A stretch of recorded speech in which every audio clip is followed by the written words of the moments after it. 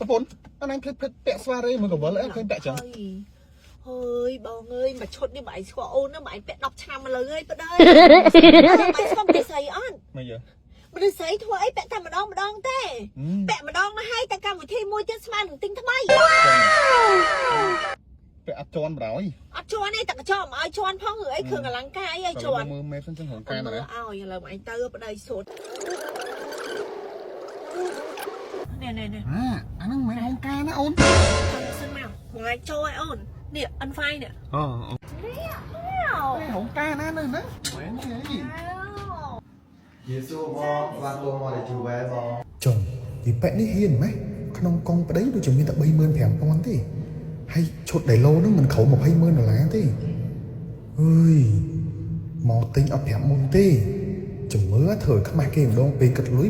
ប្រាប់ថាអត់លុយគ្រប់ហ្មងឲ្យខ្មាស់គេម្ដងឲ្យសមមុខកុំចេះតែហ៊ានពេកថ្ងៃក្រោយស្អាតអត់ប្តីស្អាតបងអញ្ចឹងគិតលុយបងខ្ញុំយកមកឈុតមកសម្រាប់ឈុតបងគឺមានកវលមួយគូស្វារ៉េមួយខ្សែដៃមួយហើយនឹងជៀនមួយអញ្ចឹងតម្លៃវាអស់ខ្ទង់$34,900បងហីយីប៉ែនេះក៏ប្រកែកទិញម៉េះ